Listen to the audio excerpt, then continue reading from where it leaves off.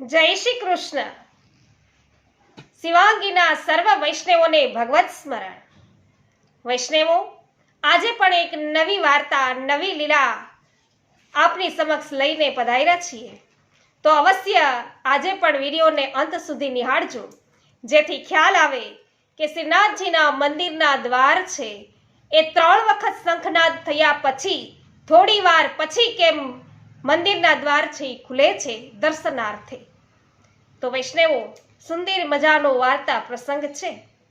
એક દિવસ શ્રીનાથજી બાવા ગોવિંદ સ્વામીને સાથે લઈ, ગોવિંદાસ છે એમની સાથે લઈ, તેમની સાથે બીજા ઘણા બધા સખાઓ અને સાથે શ્રીજી બાવા બધા છે એ વનમાં ખેલવા માટે પધાર્યા છે.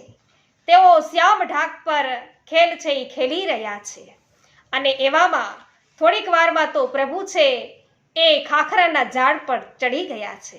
ત્યાં સુંદર મજાની તેમની મોરલી છે, બંસી છે એ વગાડી રહ્યા છે, સુંદર બંસી નાદ કરી રહ્યા છે. ગોવિંદાસ છે એ કીર્તન પર લલકારવા લાગ્યા છે અને બધા સખાઓની સાથે સુંદર સુંદર રમતો છે એ રમી રહ્યા છે.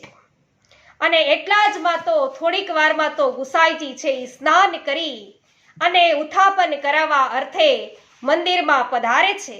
અને શ્રીનાથજીને આ વાતનો ખ્યાલ આવી ગયો કે તરત જ શ્રીનાથજી છે એ ઝાડ પરથી કૂદકો મારે છે, પુસકો મારે છે અને એમના જે બંડી છે, એમની દોરી છે, નાડી છે, એ કસ છે એ ત્યાં ખેંચાઈ જાય છે અને એમનું વસ્ત્ર શ્રીજી બાવાનું ફાટી જાય છે અને ઝાડ પર છે એ થોડુંક લટકાઈ રહે છે.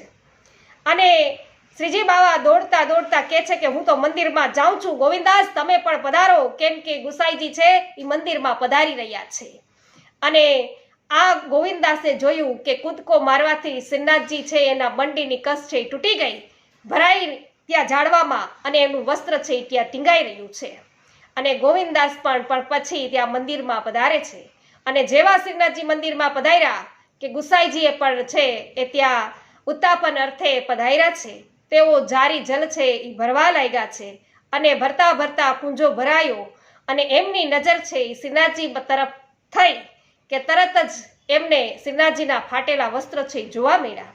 તેઓ ખૂબ ચિંતિત થઈ ગયા કે આજે એવો શું બનાવ બન્યો હશે, આજે શું બન્યું હશે કે શ્રીનાથજીનું આ જે વસ્ત્ર છે ફાટ્યું છે. અને તેઓ સંધ્યા આરતી ઉત્થાપન કરી, ભોગ ધરી અને પછી આરતી કરી અને જ્યારે બેઠકમાં પધાર્યા છે ત્યારે ગુસાઈજી છે એ ખૂબ ચિંતિત વદને બેઠેલા છે.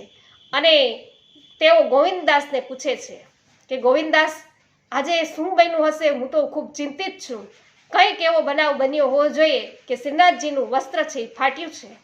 ત્યારે ગોવિંદાસ કહે છે કે તમને તો ખબર છે કે બાળક છે એ ચંચળ છે, ચપળ છે. તમે જેવા ઉત્થાપન અર્થે મંદિરમાં પધાર્યા કે અમે તો બધા ખેલ ખેલી રહ્યા હતા, શ્રીનાથજી બાવા છે એ તો વૃક્ષ પર ચડેલા હતા, ઝાડ પર ચડેલા હતા અને તરત જ તમારા આવવાની એને ખ્યાલ આવતા તેમણે છે ઝાડ પરથી ભૂસકો માર્યો, કૂદકો માર્યો અને એમનું જે કસ છે વસ્ત્રની એ ત્યાં છે ખેંચાડી, એનું વસ્ત્ર છે એ હજુ પણ ત્યાં ટીંગાય છે. ચાલો હું તમને બતાવું એ ફાટેલું વસ્ત્ર.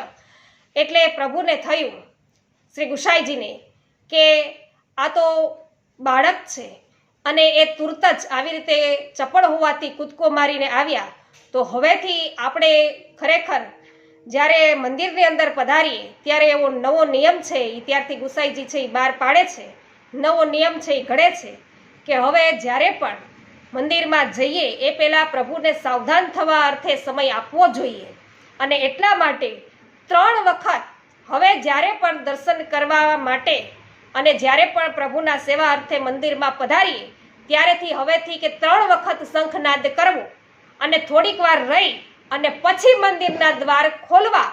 એટલે પ્રભુને ત્યાં સુધી પૂરતો સમય છે કે ક્યાંય બહાર પધાર્યા હોય, પ્રભુ ખેલવા પધાર્યા હોય તો એમને ઉતાવળ કરી આ રીતે મંદિરમાં પધારવું ન પડે અને પ્રભુને પૂરતો સમય મળી રહે. ત્યારથી ને આ જે નિયમ છે એ ગુસાઈજીએ બહાર પાડ્યો અને આ નિયમ છે એ ઘડ્યો કે 3 વખત શંખનાદ કરવો, થોડીક વાર રાહ જોવી અને પછી મંદિરના દ્વાર ઉઘાડવા.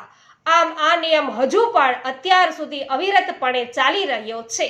તો વૈષ્ણવો, આપણે બધાએ જાણ્યું ને કે પ્રભુને શ્રમ ન કરવો પડે, આટલી ઉતાવળ ન રાખવી પડે અને સાવધાન થવા માટેનો એને સમય છે પ્રાપ્ત થઈ જાય. ગમે ત્યાં લીલા કરવા પ્રભુ પધાર્યા હોય અને ત્યારે તેઓ પરત છે એ આરામથી પહોંચી શકે, એ અર્થે આ નિયમ છે એ ઘડવામાં આવ્યો છે.